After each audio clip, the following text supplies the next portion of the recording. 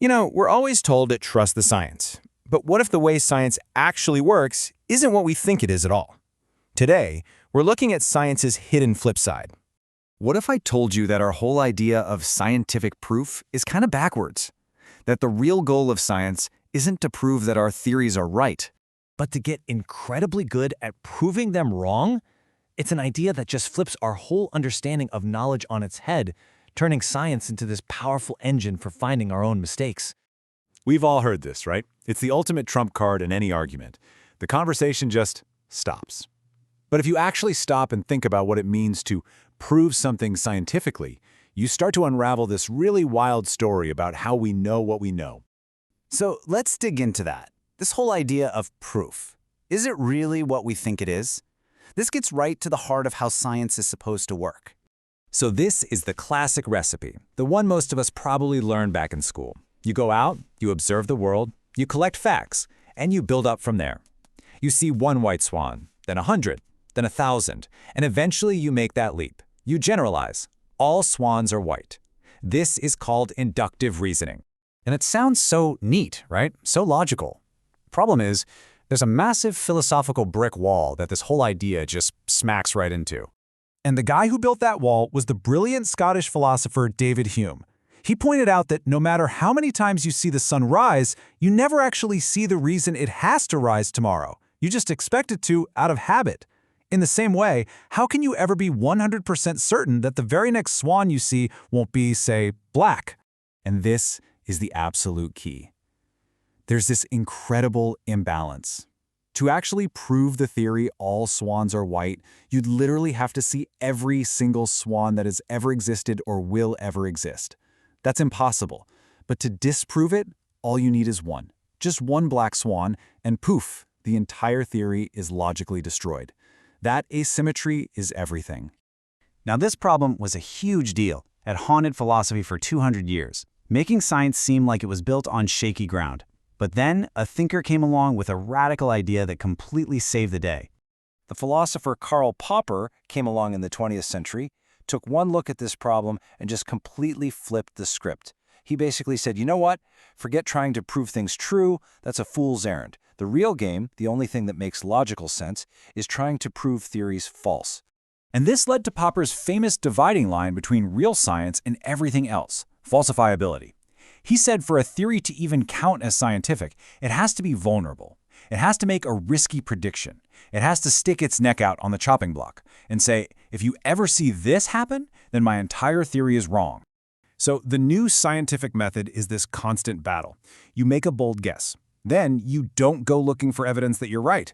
You do the exact opposite. You try with everything you've got to prove yourself wrong. And if the theory survives every attempt to kill it, it earns the title corroborated. It's not proven, it's just strengthened. It's our best explanation, for now. But it's always on trial.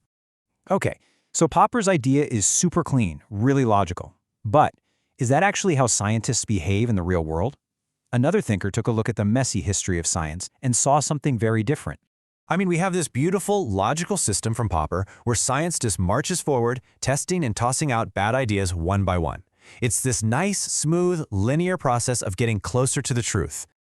But the historian Thomas Kuhn looked at this and basically said, nope, that's not what happens at all.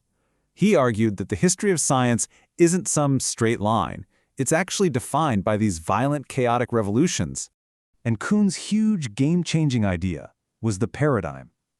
A paradigm isn't just a single theory, it's the whole worldview.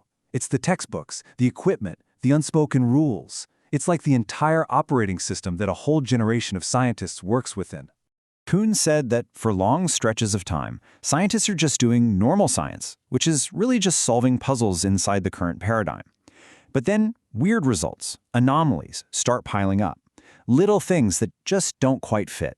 And the pressure builds and builds until the old paradigm completely shatters and a new one takes its place. That's a paradigm shift. The shift from Newton to Einstein is the perfect example. For centuries, Newtonian physics was this rock-solid fortress. It worked beautifully. But then, little anomalies, little cracks, started to appear in the walls. And Einstein didn't just come along and patch the cracks. His theory of relativity demolished the entire fortress and built something totally new in its place. So this brings us to a really deep and frankly kind of unsettling question. If a paradigm as successful and dominant as Newton's can just be thrown on the trash heap of history, what does that say about our best theories today? Are we actually getting closer to the real, objective, capital T truth about how the universe works? Or is something else going on entirely? This is the final philosophical showdown. This slide breaks it down. You've got two camps. The realists argue that science is just too successful to be wrong. I mean, the fact your smartphone works is proof that our theories about atoms and electrons must be tapping into something real. But the anti-realists are way more cautious. They say, hold on, look at history. Newton's theory worked perfectly too, until it didn't. For them, the goal of science isn't to find the truth. It's just to build better models that predict what we can see and measure. The real disagreement is over what we should believe, the whole story or just the parts we can actually test. So this leaves us with this huge question. We tend to think of science as a mirror that we're constantly polishing, right? Giving us a clearer and clearer reflection of what reality is really like. But what if it's not a mirror at all? What if science is just a toolbox, and we're just getting better and better at building these amazing tools? Tools that can make smartphones and send people to space, but without ever really knowing if those tools look anything at all like the world they work on. So, is science a mirror reflecting the deep, true structure of reality? Or is it a toolbox filled with brilliant gadgets that work, but might not tell us anything about what's really out there? The answer to that? Well, that might be the ultimate mystery. And that right there is the ultimate flip side.